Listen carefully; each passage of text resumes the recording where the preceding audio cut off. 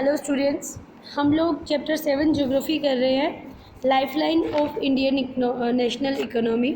हमने रोडवेज़ के बारे में किया था कि रोडवेज़ क्यों बेटर है अदर मोड ऑफ ट्रांसपोर्ट से। ठीक है, अब हम रोडवेज़ को जो हमने डिफ़ाइन किया था 6 पार्ट में, classification of roadways in 6 parts, उनको 1 बाय 1 डिफ़ाइन करते चलते हैं। ठीक है, अब इसमें सबसे पहले इन्होंने बताया है golden quadrilateral super highway NHAIA।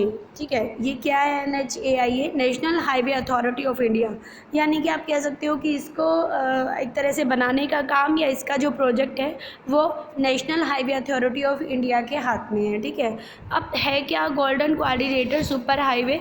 The government has launched a major road development project linked Delhi, Kolkata, Chennai, Mumbai and Delhi by 6 lane super highway.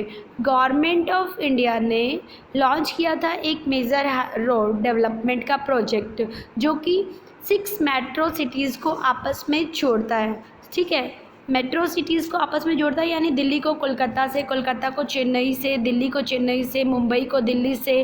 ठीक है, तो इसे 6 लेन सुपर हाईवे बोला जाता है और ये हमारे सभी मेजर, आप कह सकते हो, जो मेगा सिटीज़ हैं उनको जोड़ने का काम करता है। ठीक है, the northern south corridor links Srinagar and Kanyakumari. यानी कि जो नॉर्थ साउथ कॉरिडोर है वो श्रीनगर को, आप कह सकते हो, कन्याकुमारी तक है। यानी हमारे नॉर्थ से लेके साउथ तक पूरा है। अगर ये नॉर्थ है तो नॉर्थ से लेके साउथ तक, श्रीनगर से लेके कन्याकुमारी तक फैला हुआ है। क्या? North south corridor. ठीक है, उसके बाद आ रहा है ईस्ट वेस्ट कॉरिडोर, यानी कि ईस्ट से लेके वेस्ट तक का जो कॉरिडोर है। ईस्ट में अगर आप देखेंगे तो आपको जो वो बांग्लादेश में इम्फाल से थोड़ा सा ऊपर, बांग्लादेश का जो एरो से बना उसके थोड़ा सा ऊपर, लगभग यहाँ पे आपको मिलेगा जो मैं बता रही हूँ ईस्ट की साइड, सिलचर। ठीक है, सिलचर आसाम से, और उधर गुजरात में यहाँ पे अगर देखोगे तो गुजरात में पोरबंदर मिलेगा। ठीक है, वेस्ट में आप कह सकते हो पोरबंदर, गुजरात में। तो अगर नॉर्थ और साउथ लेते हैं तो श्रीनगर से कन्याकुमारी तक, अगर ईस्ट से वेस्ट लेते हैं तो सिलचर जो असम में है, सिलचर से लेके पोरबंदर तक एक कॉरिडोर बनाए गए हैं। ठीक है, और इन प्रोजेक्ट्स का मेन एम क्या है कि जो मेट्रो सिटी हैं, जो मेगा सिटीज़ हैं, उनको आपस में कनेक्ट करना, जबकि जिससे कि टाइम भी कम लगे, डिस्टेंस जो है वो कम हो और इनकी कनेक्टिविटी बढ़े। यानी कि आप कह सकते हो कि नॉर्थ से साउथ की, नॉर्थ टू साउथ और ईस्ट टू वेस्ट जो कनेक्टिविटी है, इसको बढ़ाने के लिए, इसका डिस्टेंस कम करने के लिए ये गोल्डन कोऑर्डिनेटर सुपर हाईवे बनाया गया है। नॉर्थ में मैंने बताया था श्रीनगर, और साउथ में बताया था कन्याकुमारी। ठीक है, ईस्ट में आपको बताया गया था सिलचर, और वेस्ट में आपको बताया गया है पोरबंदर। ठीक है, यहाँ से यहाँ तक ये कनेक्ट हो रखे हैं। ठीक है, और इनको बनाने का काम कौन कर रहा है? मेगा सिटीज़ को कनेक्ट करने के लिए जो रोड बन रहे हैं, गोल्डन कोऑर्डिनेटर सुपर हाईवे, इसको बनाने का काम NHAI कर रहे हैं, यानी कि national highway authority of India. Okay, अब हम सेकंड करते हैं। सेकंड हमारा है नेशनल हाईवे। नाम से ही पता चल रहा है, नेशनल मतलब नेशनल लेवल की। ठीक है, national highway linked extreme part of country, ज़्यादातर पूरे आप कह सकते हो कंट्री के पार्ट्स को एक दूसरे से जोड़ रखा है नेशनल हाईवे ने। ठीक है, इसे प्राइमरी रोड सिस्टम भी कहा जाता है, और इनको जो बनाने का काम है वो CPWD यानी कि central public welfare department, works department करता है। A number of major national highways run in north south and east west। अब नॉर्थ से साउथ तक और ईस्ट से वेस्ट तक बहुत सारे नेशनल हाईवेज़ हैं। ठीक है, जो आपस में डिस्ट्रिक्ट्स को, स्टेट्स को कनेक्ट कर रहे हैं। ठीक है, उसके बाद वो कह रहे हैं द हिस्टोरिकल शेरशाह सूरी मार्ग, जिसे आप GT रोड भी कहते हो, शेरशाह सूरी मार्ग भी कहते हो, नेशनल हाईवे नंबर 1 है, जो दिल्ली से लेके कहाँ तक है?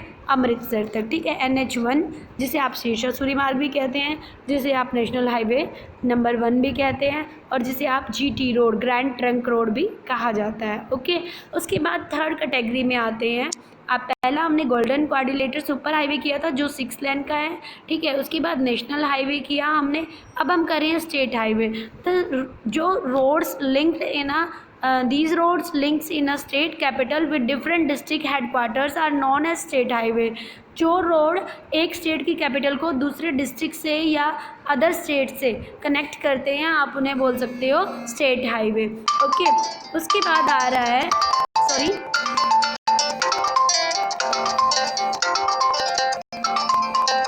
चलिए स्टेट हाईवे के बारे में हम लोग बात कर रहे थे। दीज रोड्स, जो ये रोड है, इनको कौन कंस्ट्रक्ट करने का काम करता है, मतलब इसकी अथॉरिटी किसके पास होती है? पब्लिक वर्क्स डिपार्टमेंट्स के पास।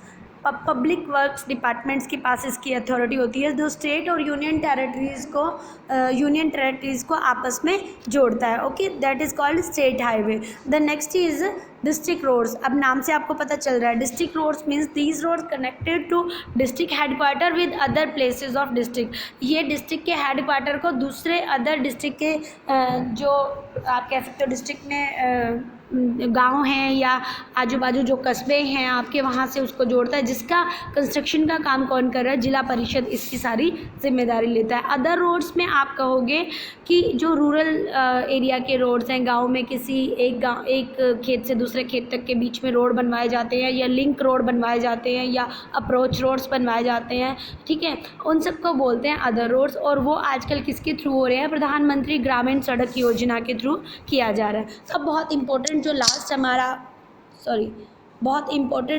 लास्ट आ रहा है वो हमारा है बॉर्डर रोड। ओके, ध्यान से सुनिएगा। बॉर्डर रोड जो बॉर्डर के एरिया में है। Apart from these border roads organisation government of India undertaking constructions. जो बॉर्डर रोड है उसे हमारी गवर्नमेंट ऑफ इंडिया ने मेंटेन करके रखा होता है। लेकिन आप ये भी समझ लीजिए कि इस ऑर्गेनाइजेशन को 1960 में बनाया गया था कि हम बॉर्डर रोड्स की जो है हम उसकी डेवलपमेंट करेंगे।